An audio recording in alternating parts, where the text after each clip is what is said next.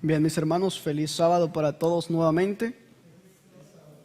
¿Cuántos estamos felices por estar en este lugar para poder honrar, para poder glorificar el nombre de Dios y sobre todo para aprender a servirle? ¿Cuántos estamos felices? Levantemos nuestras manos. ¿Cuántos estamos felices? ¿Cuántos estamos felices? Veo que unos levantan la mano, otros no. Es una alegría poder estar nuevamente con ustedes.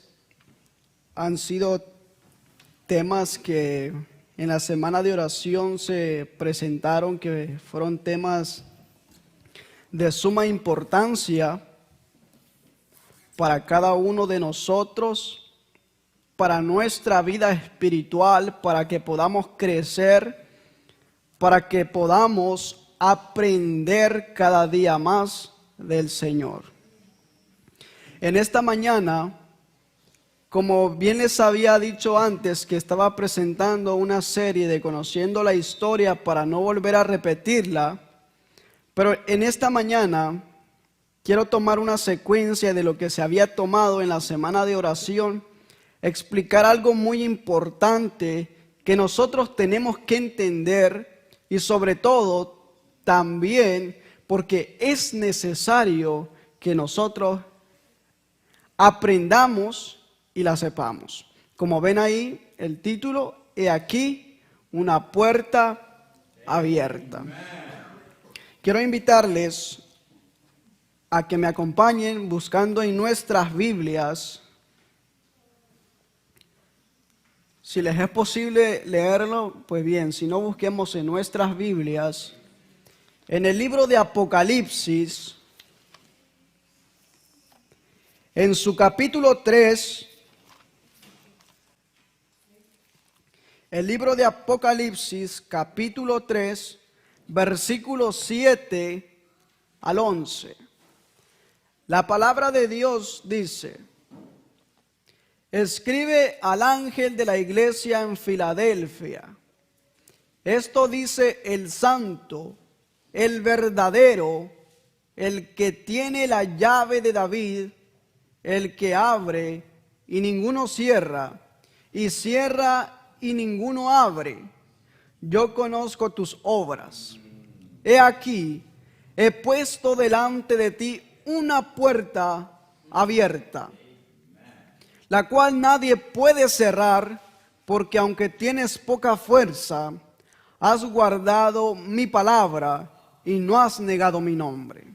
He aquí yo entrego de la sinagoga de Satanás a los que se dicen ser judíos y no lo son, sino que mienten. He aquí yo haré que vengan y se postren a tus pies y reconozcan que yo te he amado. Por cuanto has guardado la palabra de mi paciencia, yo también te guardaré de la hora de la prueba que ha de venir sobre todo el mundo entero para probar a los que moran sobre la tierra. He aquí, yo vengo pronto, retén lo que tienes para que ninguno tome tu corona. Amén. Esto es algo muy importante que nosotros tenemos que entender. Esa parte, vamos a empezar introduciendo la primera parte. Conozco tus obras. En el conflicto de los siglos, en la página 453, dice lo siguiente: entre todos los grandes movimientos religiosos habidos desde los días de los apóstoles, ninguno resultó más libre de imperfecciones humanas y engaños de Satanás que el otoño de 1844. Ahora mismo, después del transcurso de muchos años, todos los que tomaron parte en aquel movimiento y han permanecido firmes en la verdad, sienten aún la santa influencia de tan bendita obra y dan testimonio de que ella era de Dios. Todos recordamos qué fue lo que sucedió en 1844. ¿Recordamos qué sucedió? Quiero que estemos relacionados con el Señor en esta mañana. No conmigo, sino con el Señor por medio de su palabra. ¿Recordamos qué sucedió esa fecha?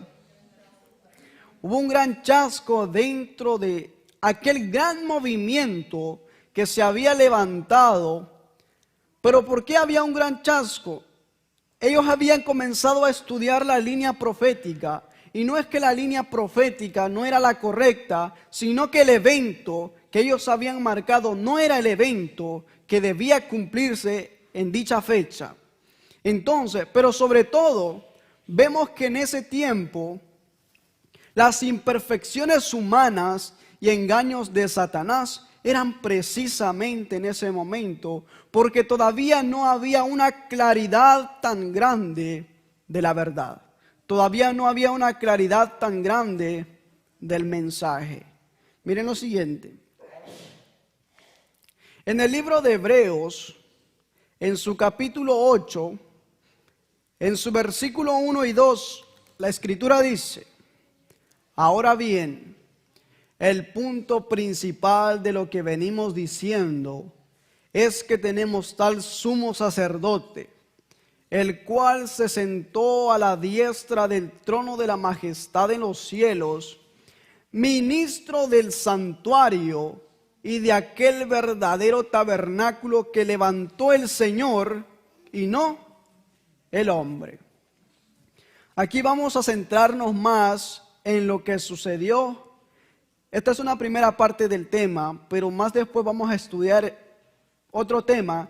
¿Qué sucedió en el cielo cuando Jesús entró en el cielo? ¿Sí? Pero quiero tocar esta parte porque, como vimos en la semana de oración pasada, pudimos contemplar todos los mobiliarios que había en el santuario, desde la puerta, desde el atrio, hasta llegar al lugar santísimo. ¿Sí? Y esto es algo muy importante que nosotros sepamos. Sé que para muchos quizás es desconocido estos temas, porque Satanás se ha encargado de distorsionar, Satanás se ha encargado de destruir esto. ¿Para qué? Para que el ser humano no entienda, no comprenda el plan de salvación que fue trazado por medio del santuario. Pero el punto preciso, como el apóstol Pablo lo utiliza, lo expresa, es que él está poniendo la vista en un santuario no terrenal, sino en un santuario celestial. Pero mucha gente no cree eso hoy en este tiempo. Mucha gente no cree que hay un santuario en el cielo. ¿Sí? Mucha gente dice, eso es invento de los adventistas. ¿Sí? Sin embargo, vemos en la Biblia la evidencia que Dios da de que hay un santuario en el cielo. Pero para entender qué es lo que se hace en el cielo, es necesario saber qué es lo que se hace en la tierra. ¿Sí? Ahora, miren lo siguiente. Dios le dijo a Moisés, son versículos muy conocidos que se utilizaron en la semana de oración. La Escritura dice: y harán un santuario para mí, y habitaré en medio de ellos. Notemos esa parte. Como ya hemos mencionado, el propósito de Dios era morar en medio de su pueblo. Dios quería estar en medio de su pueblo. El santuario estaba en medio del campamento porque Dios quería ser el centro de sus vidas. Pero miren lo que sigue diciendo: conforme a todo lo que yo te muestre, el diseño del tabernáculo y el diseño de todos sus utensilios, así lo haréis. Aquí no vemos que fue obra de Moisés, que Moisés se había inventado, sino que fue lo que Dios le había dicho. El modelo, no Moisés lo inventó, el modelo Dios se lo dio. Ahora, ¿de dónde trajo Dios ese modelo? Del cielo. ¿Sí? Dios le dio el modelo del cielo. Ahora Moisés hizo el tabernáculo, hizo el santuario conforme a todo lo que se le había dado. ¿Ok? Siguiente. Acá vemos claramente las evidencias bíblicas. El libro de Hechos, capítulo 7, versículo 44, la Escritura dice: tuvieron nuestros padres el tabernáculo del testimonio en el desierto, como había ordenado Dios cuando dijo a Moisés que lo hiciese conforme al modelo que había visto. Otra evidencia más que vemos, que Dios manda a Moisés a que haga un santuario. Otra evidencia más. Hebreos capítulo 9, versículo 1. Ahora bien, aún el primer pacto tenía ordenanzas de culto y un santuario. Esto es muy importante porque el apóstol Pablo, cuando dirige estas palabras, está dirigiéndose específicamente a la obra terrenal que se hacía en el santuario terrenal. Pero miren, esto es muy importante, las ordenanzas de culto y su santuario. Y además de esto, versículo 21, roció también con la sangre el tabernáculo y todos los vasos del ministerio. Es decir, que antes de que todos los utensilios, antes de que el santuario fuera utilizado, Moisés tuvo que consagrar cada utensilio, ¿sí? Tuvo que consagrarlo delante de Dios porque ahora el lugar iba a ser un lugar santo. Pero voy a resumir algo de lo que ya se estudió la semana de oración, para que vayamos entendiendo el panorama. Vimos la puerta, toda la obra que Cristo iba a realizar. Solamente lo voy a resumir, porque ya se presentó, ya todos tenemos claro todo eso. Primero estaba la puerta, símbolo de Cristo, ¿ya? Después entrábamos al lugar del atrio donde se encontraba la justificación. Ahí estaba el sacrificio, el altar del sacrificio, que también representaba la muerte de Cristo, la crucifixión de Cristo. Después estaba el lavacro, símbolo de limpieza, pero también representación de la resurrección de Cristo. ¿Ya? Después pasábamos al lugar santo, donde se encontraban los panes de la proposición o los panes de la presencia del Señor. Eso es un tema también muy interesante. ¿Por qué? Porque cuando Jesús entró en el cielo, el Padre lo estaba esperando a través de ese altar. ¿Sí? Por eso se llamaba el pan de la presencia del Señor, porque también era considerado como el trono movible de Dios. Después, tanto como representaba su palabra, el cuerpo de Cristo, también estaba el candelero, que también se explicó acá, símbolo de la luz, símbolo también del Espíritu Santo. Pero también ahora, eso vemos que era una obra que Cristo iba a realizar. Y eso lo vamos a estudiar más claramente en el siguiente tema. ¿Qué pasó en el cielo? Aquí nada más lo estoy resumiendo para que nos interesemos en qué sucedió en el cielo. Porque muchas veces tocamos todo lo que aconteció en la tierra, el sufrimiento, pero ¿qué sucedió en el cielo cuando los ángeles recibieron a Cristo en el cielo? ¿Qué sucedió allá? Ahora, pasando a lo siguiente, después estaba el altar del incienso, símbolo de las oraciones que iban a ser ofrecidas. También lo que Cristo iba a hacer en el lugar santo en el cielo. Ahora, y después pasando ese segundo velo, estaba el lugar santísimo. Y ahí es donde quiero detenerme. El lugar santísimo, donde se encontraba el arca del pacto, el arca donde se manifestaba la presencia del Señor también, lo que se le consideraba como la Santa Shekinah. Y también estaba el maná y estaba la vara de Aarón que reverdeció. Y también quiero explicar algo. El incensario no solamente se utilizaba en el lugar santo.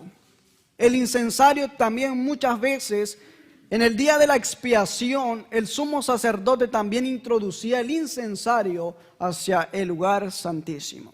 En una visión, la mensajera del Señor vio el incensario no en el lugar santo, en el lugar santísimo. ¿Ok?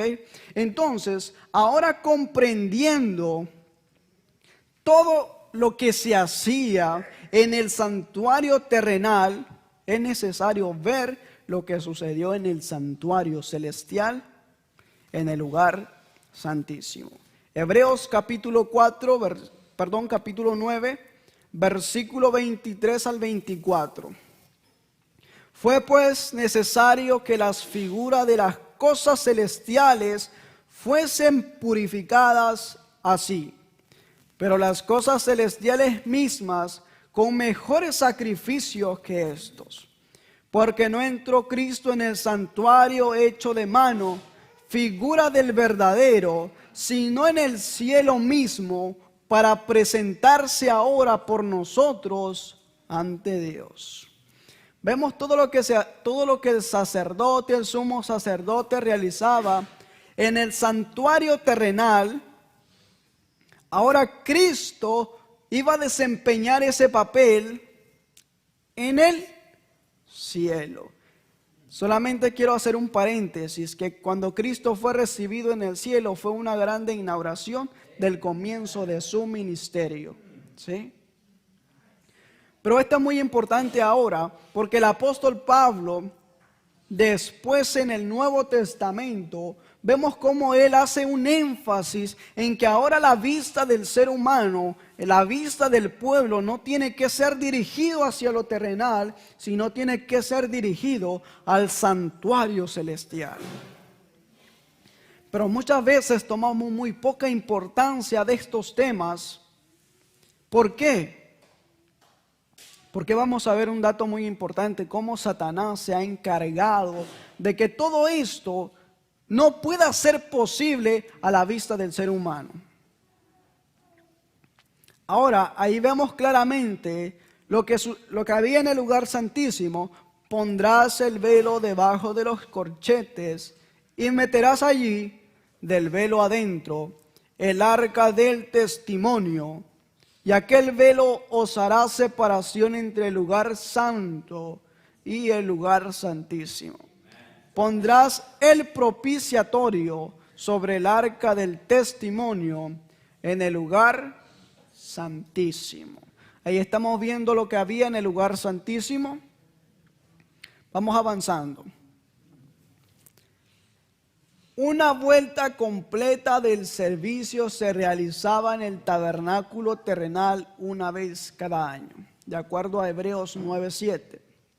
Pero en el tabernáculo del cielo el servicio se realiza una vez para siempre, de acuerdo a Hebreos 7:27 y 9:12. Finalizando el servicio típico anual, el sumo sacerdote entraba al segundo departamento, el lugar santísimo del santuario, para hacer, ¿qué cosa hacía el sacerdote? Expiación. Y esta obra es apropiadamente llamada la purificación del santuario. ¿Cuándo comenzó la purificación del santuario?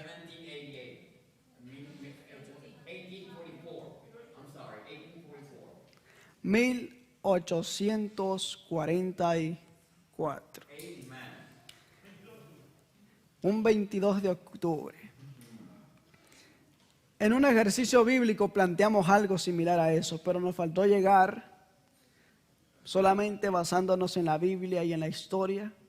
¿Cómo nos acercamos o cómo nos aproximamos a ese número? Porque por el espíritu de profecía podemos guiarnos bien, pero solamente a través de la Biblia y a través de la historia, ¿cómo nos introducimos hasta esos años?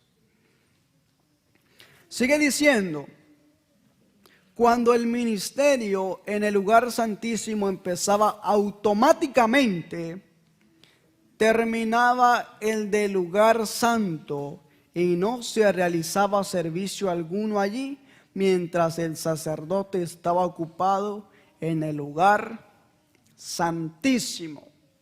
Mucho ojo, cuando el sumo sacerdote entraba al lugar santísimo, no había obra que se efectuara, que se llevara a cabo en el lugar santo.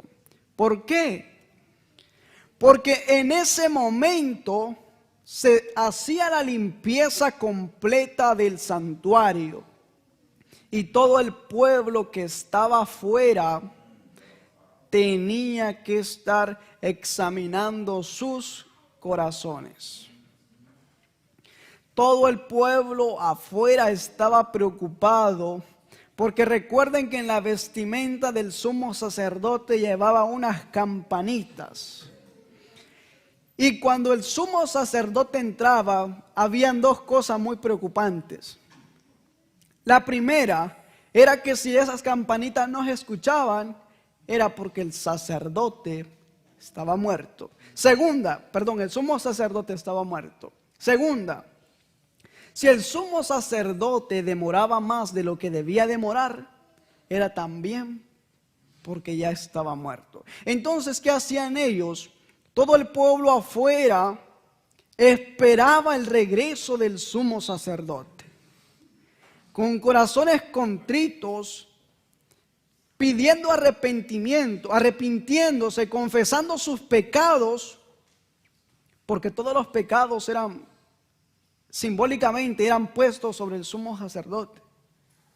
Y cuando entraba al lugar santo, si no era aceptado, porque en la vestimenta del sacerdote estaba el Urim y el Tumim, en el cual había símbolo de aceptación o símbolo de rechazamiento. Si uno daba luz, era porque había aceptado, pero si el otro, entonces no era aceptado el sacrificio y no era aceptado lo que el sumo sacerdote hacía.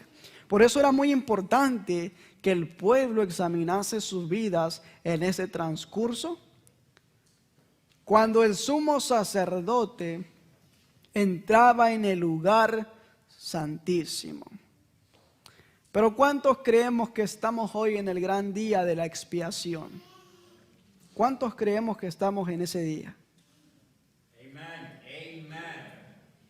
Levantemos nuestras manos. ¿Cuántos creemos que estamos en el día de la expiación? Ahora viene lo siguiente. ¿Cómo estamos llevando a cabo cuando el sumo sacerdote está en el lugar santísimo? ¿Qué está haciendo el pueblo hoy? ¿Estará como el antiguo Israel estaba, preocupados porque el sumo sacerdote no saldría de ese lugar, arrepintiéndose, confesando sus pecados, limpiándose?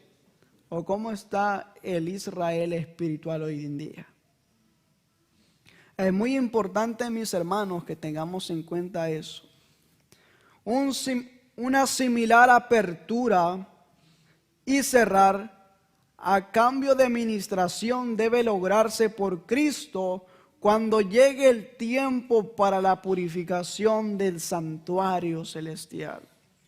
El tiempo sí llegó para este servicio al final de los 2300 días proféticos en 1844. A este evento, el abrir y cerrar mencionados en el texto bajo consideración puede aplicarse correctamente. La apertura siendo la de Cristo abriendo la puerta que conduce hacia el lugar santísimo, y el cerrar la sesión de su ministerio en el primer apartamento o lugar santo. Ahora vemos en qué momento, de acuerdo a la Biblia, lo que estamos viendo, el libro de Apocalipsis capítulo 3, ahí vemos claramente la evidencia. Escribe al ángel de la iglesia en Filadelfia, el santo, el verdadero, el que tiene la llave de David. el que abre y ninguno cierra, y cierra y ninguno abre, dice estas cosas. ¿En qué momento se cumplió? 1844, en el estado de la iglesia en el periodo de la iglesia de Filadelfia, para ser específicos.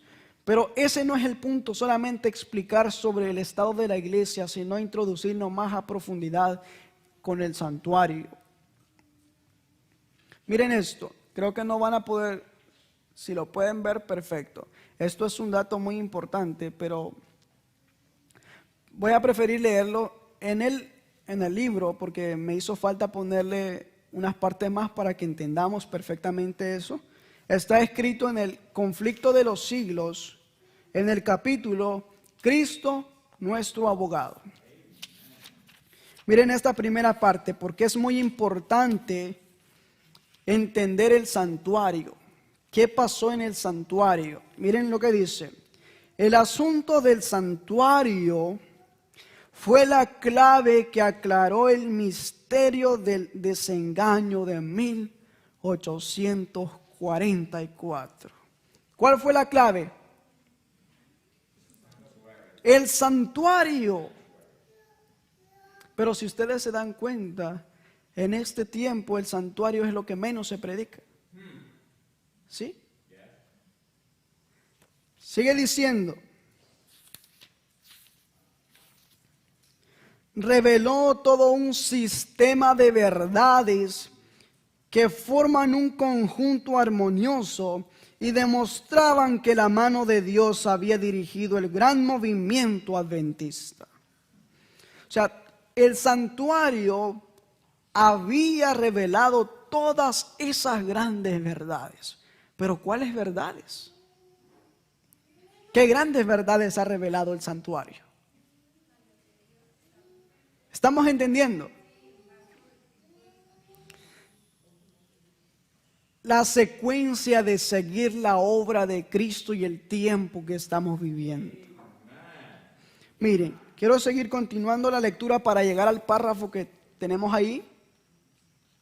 Dice, en el servicio del santuario terrenal, que como ya lo vimos, es una figura del servicio que se efectúa en el santuario celestial.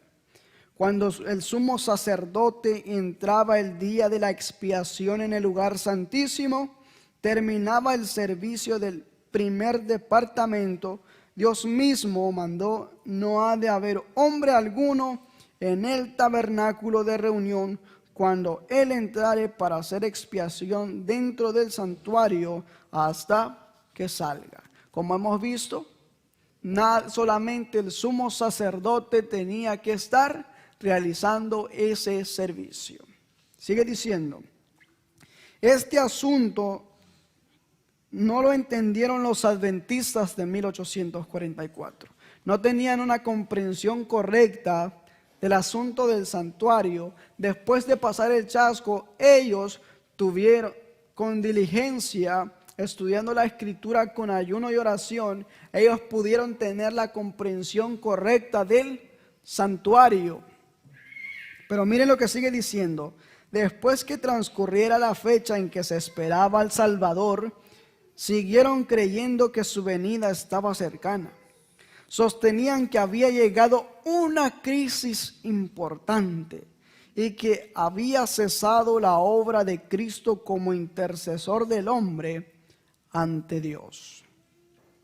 Les parecía que la Biblia enseñaba que el tiempo de gracia concedido al hombre terminaría poco antes de la venida misma del Señor en las nubes de los cielos. Ellos mismos tenían esa claridad, pero para ellos ver ese evento, ellos veían que el tiempo de gracia terminaría antes de 1844. ¿Sí? Porque ellos pensaban que esa purificación iba a ser en la tierra. Sin embargo, la expresión que utilizaron ellos es cierto. En una parte, les explico por qué. En 1844 se iba a llevar un evento. Es cierto que el tiempo de gracia termina antes de la venida de Cristo, ¿sí?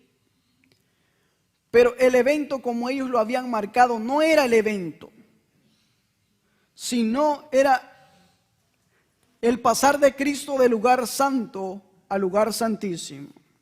Pero miren lo que sigue diciendo acá. Esto parecía desprenderse de los pasajes bíblicos que indican un tiempo en que los hombres buscarán, golpearán y llamarán a la puerta de la misericordia sin que ésta se abra. Y se preguntaban si la fecha en que habían estado esperando la venida de Cristo no les señalaba más bien el comienzo de ese periodo que debía preceder inmediatamente a su venida. Pero una luz más viva surgió del estudio de la cuestión del santuario. Vieron entonces que tenían razón al creer que el fin de los 2300 días en 1844 había marcado lo que se leyó en la mañana. Había marcado una crisis importante. Porque ¿qué pasó, mis hermanos? En aquel entonces, como todos habían esperado la venida del Señor, muchos fueron guiados no por conversión genuina, sino por emoción de que Cristo venía pronto. Y ahora es muy importante saber eso. Como ayer también estudiábamos, cuál es la esencia de acuerdo al mensaje. ¿Sí? Miren lo que sigue diciendo. Pero si bien era cierto que se había cerrado la puerta de esperanza y de gracia, como que si el tiempo de misericordia había terminado. ¿Sí? Pero miren lo que sigue diciendo. Por lo cual hombres habían encontrado durante 1800 años acceso a Dios. Otra puerta se les abría y el perdón de los pecados era ofrecido a los hombres por la intercesión de Cristo en el lugar santísimo. Esto ya es el párrafo que está acá. Pero aparentemente vemos como que si el espíritu de profecía se contradijera. Porque decía que en ese momento se había cerrado la esperanza y la misericordia. No, no fue así. Sino que en ese momento era necesario cerrarse la puerta del lugar santo para que ahora esa obra también se realizara en el lugar santísimo, donde tenía que limpiarse los pecados de todos. Y es lo que se está haciendo ahora. Por eso en el libro de Primera de Juan 1:9 dice que todo aquel que ha cometido pecado, confiese sus pecados, que Dios es juez y justo para perdonar nuestros pecados. Pero ahora, el dato más importante que quiero tocar en esto, mis hermanos, es lo siguiente. Que cuando Jesús abrió la puerta del lugar santísimo y cerró la puerta del lugar santo, miren esto. Jesús se ha levantado a cerrar la puerta del lugar santo del santuario celestial y ha abierto una puerta en el lugar santísimo y ha entrado. ¿Qué está haciendo Jesús? Purificar el santuario, borrando los pecados. Por eso era necesario que hubiera un juicio, porque todos hemos aceptado al Señor, y cuando aceptamos al Señor nuestros nombres son escritos en el libro de la vida. Por eso es necesario un juicio para ver si es que verdaderamente tu nombre merece estar escrito en el libro de la vida. ¿Sí? Siguiente. Luego se me mostró, ahora pasando al lugar santísimo, nos encontramos en lo que había en el lugar santísimo. Luego se me mostró que los mandamientos de Dios y el testimonio de Jesucristo acerca de la puerta cerrada no puede separarse. Y que el tiempo en que los mandamientos de Dios habían de resplandecer en toda su importancia, y cuando el pueblo de Dios había de ser probado acerca de la verdad del sábado, era cuando se abriese la puerta del lugar santísimo del santuario celestial. Amén. Entonces, mis hermanos, ¿cuándo es que nos encontraríamos en ese terrible conflicto de la ley de Dios?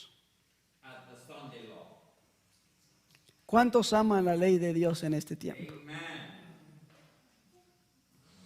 ¿Cuántos aceptan la ley de Dios? aquí y afuera. Pero ¿cuándo tendría el pueblo que enfrentarse? Porque miren, ahí está marcado, ahí está el escrito, que el tiempo en que los mandamientos de Dios habían de resplandecer en toda su importancia, y cuando el pueblo de Dios había de ser probado acerca de la verdad del sábado, era cuando se abriera la puerta del lugar santísimo. Ahora, ¿qué estamos haciendo con esa ley? Evento de los últimos días, el capítulo 4, Dios dice que tiene un pueblo que va a ensalzar esa ley pisoteada. Va a restaurar todo lo que se ha despreciado. Cuando la luz del sábado debiera brillar, es ahora. No mañana, ahora. ¿Cómo guardamos el sábado? Mensajes selectos, tomo 3. Busquen el capítulo acerca de la observancia del sábado si no saben. Y ahí van a aprender cómo se guarda correctamente el sábado. Porque muchos, de todos los que estamos aquí, no sabemos guardar el sábado. Pero por eso es muy importante saberlo. Sigue diciendo, donde está el arca que contiene los 10 mandamientos. Esta puerta no se abrió hasta que hubo terminado la mediación en el lugar santo del santuario en 1844. Pero ahora miren lo siguiente. Después de esto, un carro de nubes, cuyas ruedas eran como llamas de fuego, llegó rodeado de ángeles a donde estaba Jesús. Él entró en el carro y fue llevado al lugar santísimo. De acuerdo a la profecía de Daniel capítulo 7, desde el versículo 11 en adelante. Jesús fue tomado del lugar santo hacia el lugar santísimo. Sigue diciendo, donde el Padre estaba sentado. Allí contemplé a Jesús, ahora es el gran sumo sacerdote, de pie delante del Padre. En la orla de su vestidura había una campana y una granada, lo que habíamos mencionado. Los que se levantaron con Jesús elevaban su fe hacia Él en el lugar santísimo. Ustedes saben que la mensajera del Señor dice que hay muchos de los que hoy profesan conocer la verdad que no han entrado ni al lugar santísimo. ¿Sí? Aún siguen viendo cosas en el lugar santo cuando en el lugar santo se había cerrado la puerta. Pero miren, vamos a aclararlo un poquito más adelante. Pero todos aquellos que se levantaron con Jesús fue dirigido su fe hacia el lugar santísimo. Y rogaban, Padre mío, danos tu espíritu. Entonces Jesús soplaba sobre ellos el Espíritu Santo. En ese aliento había luz, poder y mucho amor, gozo y paz. Esos son los frutos del Espíritu Santo que se había comenzado a ver en aquella época. Pero mis hermanos, no había duda alguna de que en ese tiempo la mayor parte de los eventos se estaban cumpliendo. Y si se hubiese aceptado el mensaje de Dios, Cristo hubiese venido a reclamar a su pueblo. Pero por causa de que se apartaron de esa fe, muchos rechazaron el mensaje. Esta obra que se está realizando ahora es una obra que fue postergada. Pero hoy Dios está levantando a un pueblo para que nuevamente vuelva a tomar la iniciativa de esa obra que quedó postergada. Porque Dios quiere preparar a su pueblo. Dios quiere venir a reclamarlos como suyos. Pero miren ese dato muy importante, quiero que tengamos eso en mente, que cuando los que siguieron a Jesús en dirección hacia el lugar santísimo, su fe fue dirigida hacia el lugar santísimo. Miren lo siguiente. Me di vuelta para mirar la compañía que seguía postrada delante del trono y no sabía que Jesús la había dejado. Jesús ya estaba en el lugar santísimo, pero había una compañía que estaba todavía postrada ante el trono hacia el lugar santo. Sigue diciendo. También prestemos atención a esto. Satanás parecía, no estaba, pero parecía estar al lado del trono, procurando llevar adelante la obra de Dios. Vi a la compañía alzar las miradas hacia el trono y orar: Padre, danos tu espíritu. Satanás soplaba entonces sobre ella una influencia impía. En ella había luz y mucho poder, pero nada de luz, de dulce amor, gozo ni paz. El objeto de Satanás era mantenerla engañada, arrastrarla hacia atrás y seducir a los hijos de Dios. ¿Estamos entendiendo? Que aquellos que siguieron a Jesús con dirección hacia el lugar santísimo, entraron con él al lugar santísimo. Pero había una compañía que aún seguía pidiendo poder en el lugar santo. Ahora parecía que Satanás, no era que estaba, parecía que Satanás estaba dirigiendo esa obra. Pero ¿cómo Satanás? Y también les daba poder. También les daba de su espíritu. Pero en ese espíritu no se miraba el amor, el gozo ni la paz. Mis hermanos, es muy importante saber esto. Cómo Satanás. Ahora, mientras que Satanás parecía estar en el trono, la cual habíamos mencionado que había sido el lugar santo, el altar de los panes de la proposición, los panes de la presencia, símbolo de la palabra. ¿Cómo ha utilizado Satanás la palabra de Dios en este tiempo? Está tratando de confundir a la gente. Satanás sabe la Biblia de tapa a tapa. ¿Sí? Y si yo y usted no nos preparamos, si yo y usted no hacemos los preparativos necesarios, el propósito, ¿ustedes no ven afuera acaso un poder que pareciera que fuera el poder del Espíritu Santo?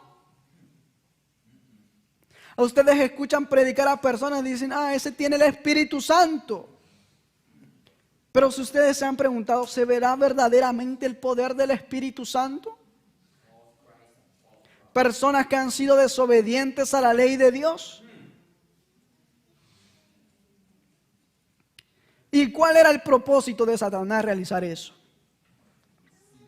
Ahí vemos la última parte: seducir, también acá, a los hijos de Dios.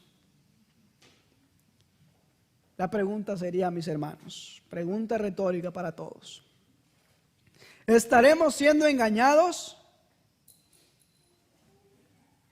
¿Cuánto sabemos de la Biblia nosotros? ¿Cuánto conocemos del santuario? ¿Entendemos el santuario? ¿Entendemos qué significa el santuario ser el pilar de nuestra fe? Quizá para muchos hay duda en sus corazones. ¿Qué es el santuario? No lo entiendo el santuario. Miren, ahora lo siguiente. Los enemigos de la verdad presente han estado tratando de abrir la puerta del lugar santo que Jesús cerró. Por amor a Dios. Los enemigos de la verdad presente han estado tratando de abrir la puerta del lugar santo que Jesús ya había cerrado. Tremendo. O sea que aparentemente estaban en el lugar santísimo, pero quieren abrir la puerta del lugar santo. Ahora, viene lo siguiente, hermanos. Y vamos a hablar de nosotros mismos. No vamos a ir tan lejos. ¿Qué ha pasado dentro de nuestras iglesias adventistas? Voy a mencionarles cómo sucede en México, la experiencia de México. Mis hermanos, todos aquellos que siguieron a Jesús y entraron al lugar santísimo, están con Jesús en el lugar santísimo. Y cuando entraron en el lugar santísimo, vieron lo que había dentro del lugar santísimo. Y comenzaron a vivir de acuerdo a lo que hay dentro del lugar santísimo. ¿Qué hay en el lugar santísimo? No se me duerman, no se me duerman. ¿Qué hay en el lugar santísimo? La ley de Dios, el maná y la vara de Aarón que reverdeció. El maná, representación del cuerpo de Cristo, y la reforma pro salud. ¿Cuántos aceptan la reforma pro salud en este tiempo? Mis hermanos. Examinemos nuestros corazones. No nos veamos solamente a nosotros, sino que veamos a nuestro gran ejemplo, a Cristo Jesús. Porque, mis hermanos, dentro de nuestras iglesias, hoy no se puede predicar el mensaje del santuario. Hoy no se puede predicar el mensaje de los tres ángeles. ¿Por qué? Porque si usted predica el mensaje de los tres ángeles, el mensaje del santuario, la reforma pro salud, a usted lo llaman como alarmista, separatista, divisionista. Y dentro de la iglesia, cuando usted está dentro y usted da esos mensajes, usted es ignorado. A usted ya no le dan más participación. A usted lo ven como un bicho raro. ¿Sí? Pero mis hermanos, ¿quién está cerrando la puerta? ¿Quién está tratando de abrir la puerta del lugar santo? Los enemigos de la verdad, los que profesaron entrar al lugar santísimo, pero ahora están abriendo la puerta del lugar santo. Pero en el lugar santo estaban los panes de la presencia del Señor. Estaba el altar del incienso, estaba el candelero, pero tampoco se vive de acuerdo a lo que hay ahí dentro. Pero los panes de la presencia del Señor, símbolo de su palabra, eso sí. ¿Pero cómo? Hermanos, no les hable duro a la iglesia, que por eso los hermanos ya no quieren venir. Hermanos, les hablemos del amor de Cristo. Comamos ese pan, pero un pan que nos sirve. ¿Sí? Porque como pueblo, los que siguieron a Jesús deberían estar viviendo el lugar santísimo del santuario celestial. No tendrían por qué estar abriendo la puerta del lugar santo que Jesús ya había cerrado. Miren lo siguiente, y ahí justamente los enemigos de la verdad presente han estado tratando de abrir la puerta del lugar santo, que Jesús cerró, y de cerrar la puerta del lugar santísimo, que Él abrió en 1844, donde está el arca que contiene las 2 tablas de piedra en las cuales fueron escritos por el dedo de Jehová los 10 mandamientos.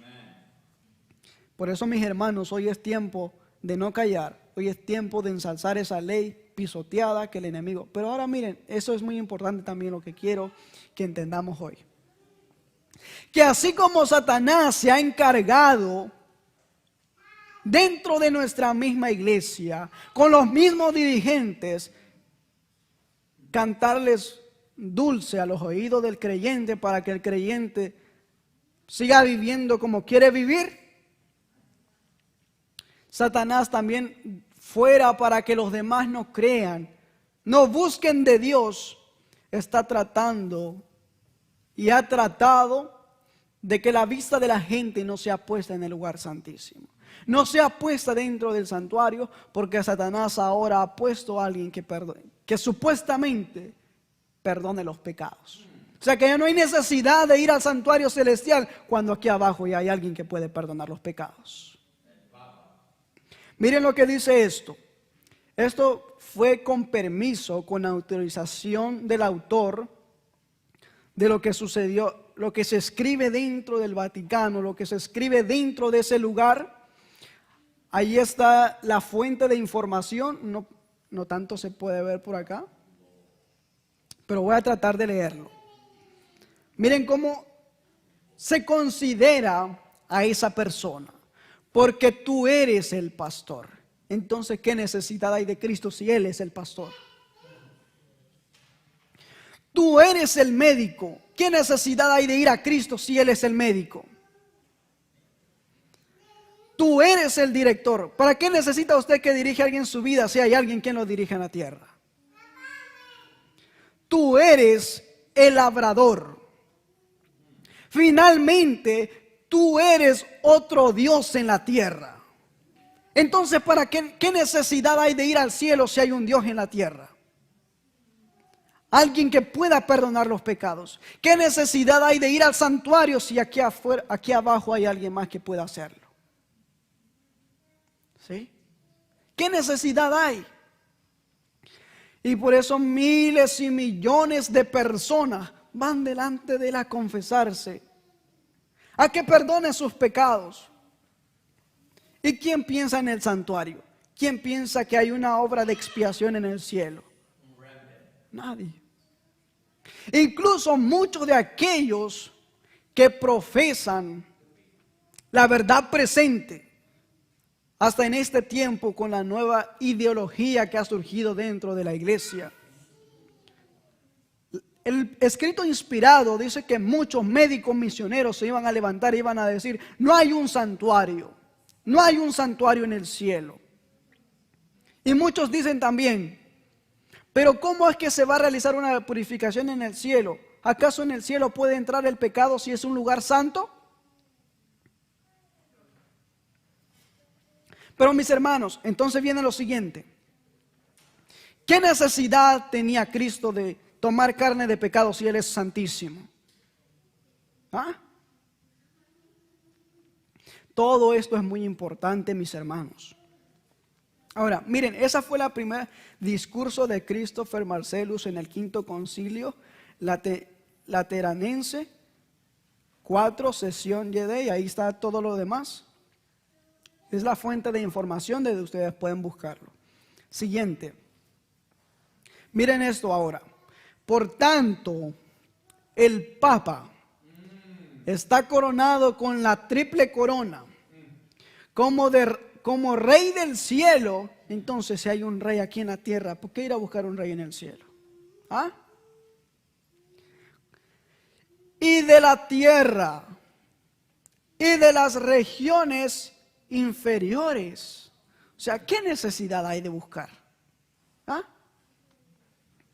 Si usted paga la penitencia, Él hace confesión por los pecados de los demás y ya está perdonado su pecado.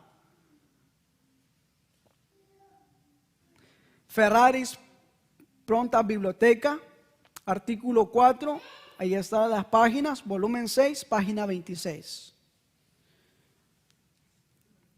Miren lo siguiente. El Papa tiene poder para cambiar los tiempos, para abrogar la ley de Dios y para dispensar en todas las cosas, aún en los preceptos de Cristo. Entonces, mis hermanos, Millones de personas en el mundo están engañados. ¿Y quién piensa que hay un santuario? ¿Quién tiene ganas de estudiar la Biblia? Si muy pocas veces se toca la Biblia, ¿cómo va a saber usted que hay un santuario en el cielo? El Papa, miren lo siguiente, el Papa tiene autoridad y a menudo ha ejercido para dispensar con los mandamientos de Dios. Mientras allá afuera hay un enemigo, el enemigo de Dios, que está tratando de engañar a todo el mundo, dentro de nuestras iglesias también están aquellos falsos profesos que están abriendo la puerta del lugar santo y decir: hermano, no hable de la reforma pro salud, hermano, no hable del mensaje de los 3 ángeles, y todos se quedan calladitos. Pero por eso Dios iba a levantar un remanente, que ese remanente iba a ensalzar esa ley pisoteada. Isaías 1:9 dice que si Jehová de los ejércitos no hubiese dejado un pequeño remanente, seríamos todos como Sodoma y semejantes a Gomorra. Dios nos ayude, mis hermanos, y ahí está la fuente de información donde ustedes pueden conseguirlo.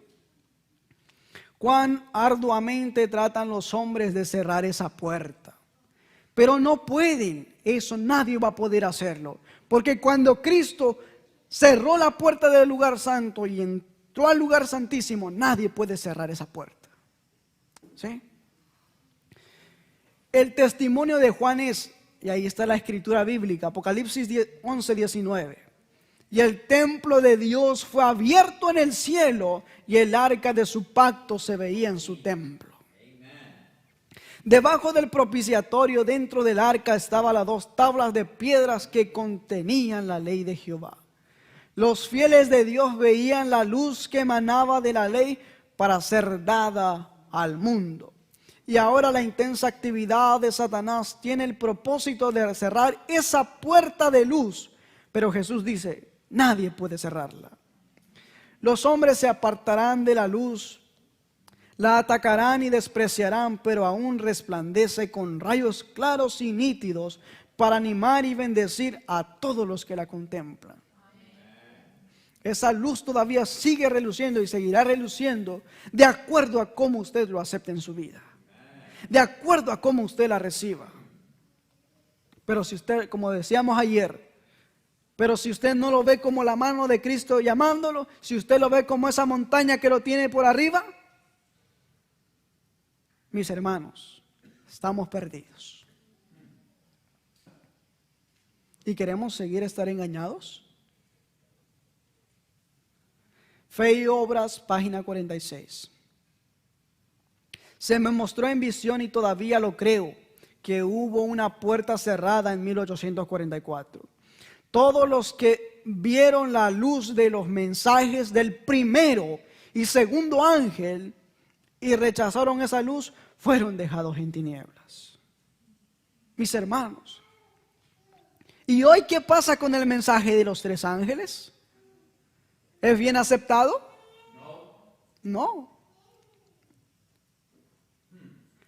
El mensaje de los 3 ángeles, el mensaje final de Dios que preparará a su pueblo, la mensajera del Señor, hablando con respecto al mensaje del tercer ángel, dice que es el ángel que ha de sellar el trigo para el granero celestial.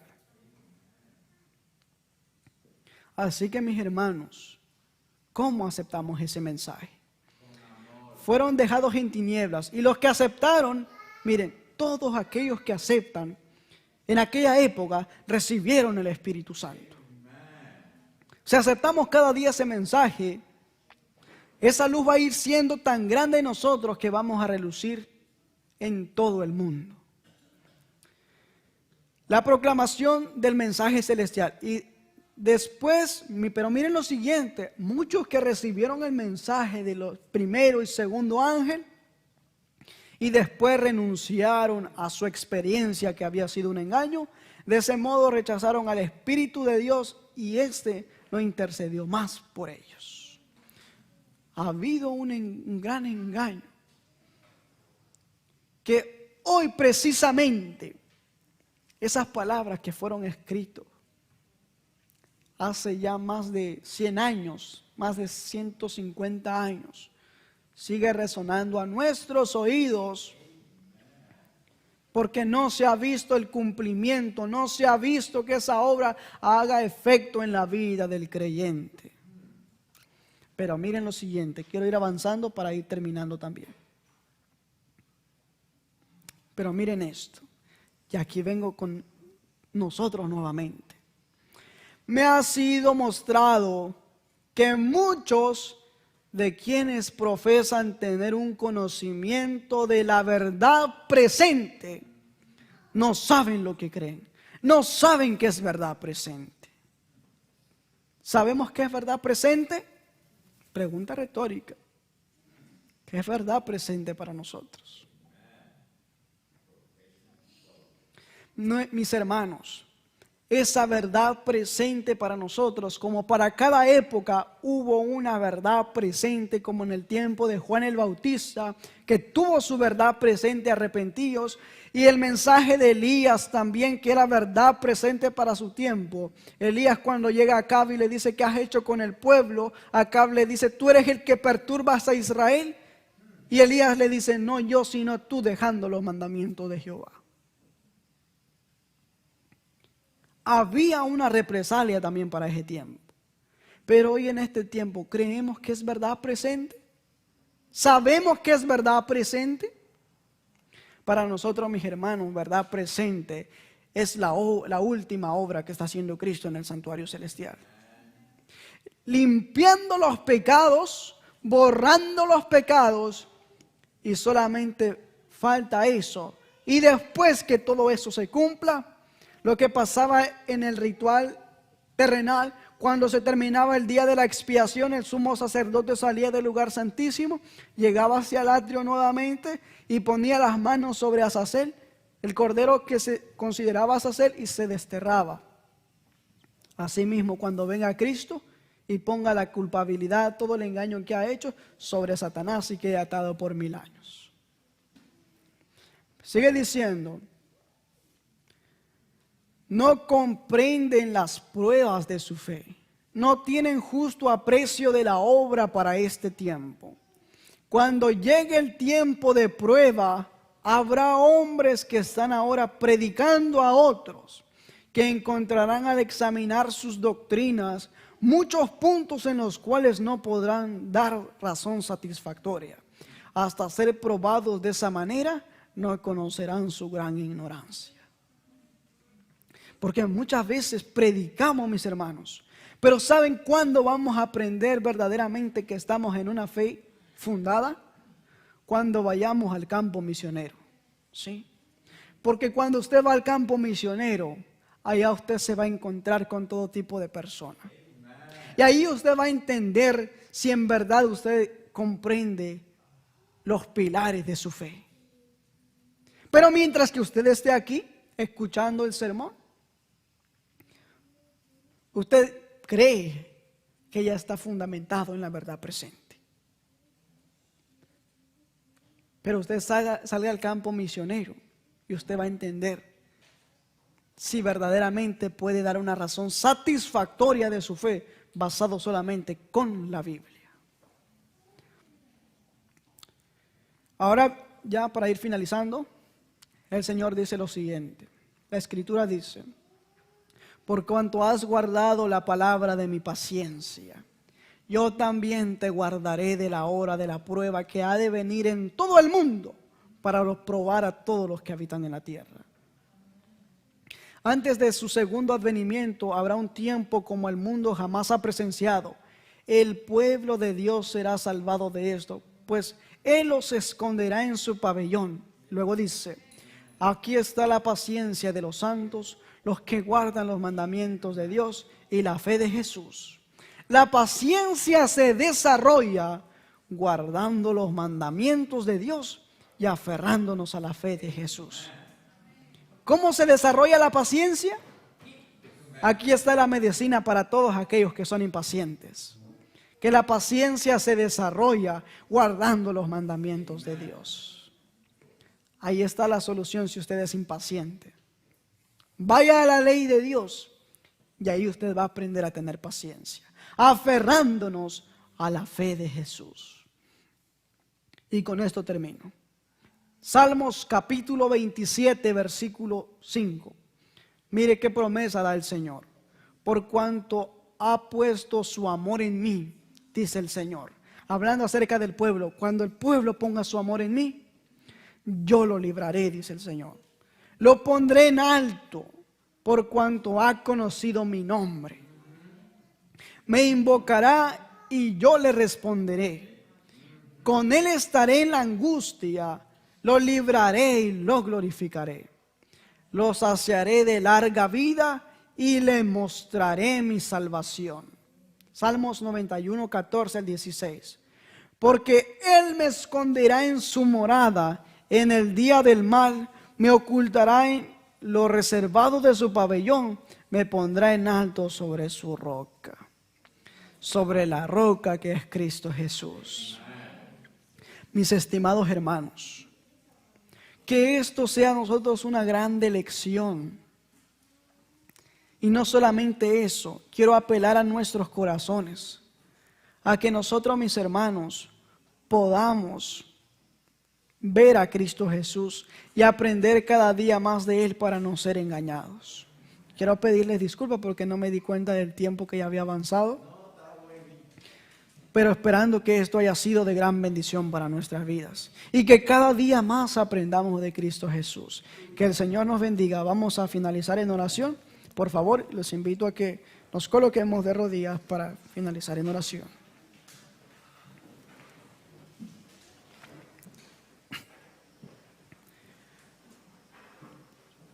Padre nuestro que estás en los cielos, santificado sea su nombre. En las horas de este día santo, oh Padre, estamos agradecidos por darnos ese pan espiritual que nunca perece. Oh Padre, te pedimos que lo que hemos escuchado podamos ponerlo en la vida práctica, que vivamos de acuerdo a la fe que creemos, que vivamos de acuerdo al santuario donde vemos que se hace la limpieza por los pecados. Oh Padre, como seres humanos no podemos hacer las cosas bien, porque tu palabra ha dicho que no hay justo ni aun uno, pero por esa vida perfecta que tú viniste a mostrar, podemos llegarnos hacia el Padre. Quédate en nuestros corazones en este día, síguenos bendiciendo. También imploramos por el pastor, oh Padre, que tú puedas bendecirlo allá donde él se encuentra y que las palabras que él ya ha expresado, Padre, pueda ser de bendición y que muchas almas puedan venir a tus pies. También por todos aquellos que nos escucharon por medio de las redes sociales, oh Padre, que tú puedas poner en sus corazones ese despertar de que podamos ver la verdad presente en el santuario. También en estos momentos bendice los alimentos que se han de ingerir a continuación. Sabemos que es un alimento que perece, pero que tú puedas bendecirlo para poder fructificar nuestras fuerzas para seguir proclamando el alimento espiritual. Quédate en nuestras mentes, quédate en nuestros corazones. Te lo pedimos y te lo suplicamos en el nombre quien es sobre todo nombre, en el nombre de Cristo Jesús. Amén. Amén.